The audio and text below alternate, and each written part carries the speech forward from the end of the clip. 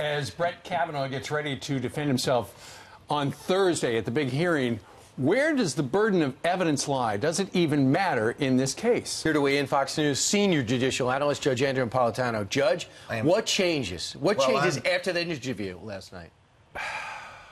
I don't know that anything changes after the interview, Brian. It's a very, very challenging question. I think he would like to have said a lot more, but he was exceptionally self-restrained and basically said two things to Martha. I know nothing about this because I've never done this in my life to anyone.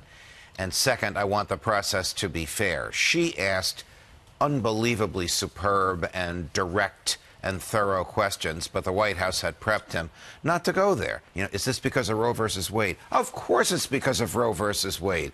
Is this because you're Catholic? Of course it's because he's Catholic, but he doesn't want to go there because that opens up a can of worms. But the question you asked in the intro, where is the burden of proof? There is no burden of proof.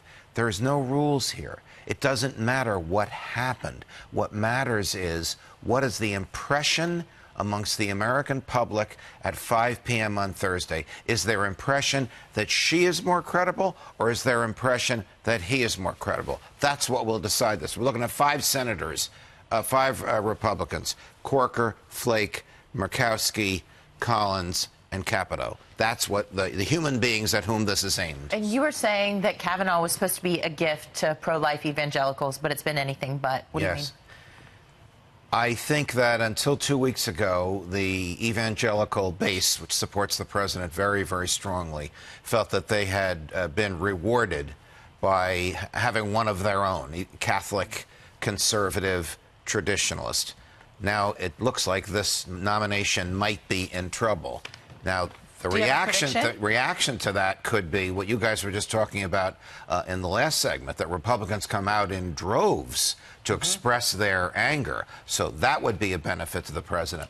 But if the Republicans think, if the Republican base thinks that the congressional leadership in the White House couldn't manage a nomination as safe as this, they might stay home. I don't know which way it's going to go. But well, we'll know after the big TV show on Thursday. Right. So there are some stories this morning, Judge, that perhaps Dr. Christine Ford is getting cold feet because her attorney sent back to Congress a letter saying, hey, wait a minute, I thought this was going to be a fair presentation of my side, and yet you're apparently going to hire a sex crimes prosecutor to ask the questions. And Mitch McConnell made that it's a smear campaign speech yesterday on the floor of the Senate. Maybe some are surmising she's not going to show. Well, if she doesn't show, this has to be over with. I mean, he cannot answer an allegation that is not credibly made. And right now, the answers he gave to Martha McCallum last night and in his letter to Senator Grassley were based upon an interview in the Washington Post and the one letter that Dr. Ford wrote to Senator Grassley. That doesn't cut the mustard. If she's got allegations of this magnitude, she has to state them under oath. Exit question on Ramirez, the second accuser that appeared in the New Yorker feature. Isn't that totally discredited by now? Well, Senator Susan Collins is on the record saying, I want to hear from her. I don't think that's going to happen. Senator Collins is not on the committee. I think the committee is fed up with the delays that have been going on. But if she votes no, because I haven't heard from her... Well, then they have no room to spare if she votes. She votes no, and everybody else votes as we think they will be. It'll be a 50-50 tie with the vice president breaking it. Prediction?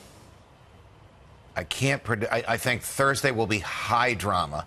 I think you will see him, Judge Kavanaugh, a lot more forceful, almost Clarence Thomas-like, than what we saw last night, because he has to win the day. Okay. Judge, going to be exciting. Yes. You cannot rest. No, I can't. Keep watching. One of those weeks, Brian. All right. Thank you, sir. Brian, were you there when I got hit in the head with a camera last night? I'm going to be your eyewitness. What an event that was. It was a big night last night. Judge Pirro will represent you in the coach filing. Oh, please.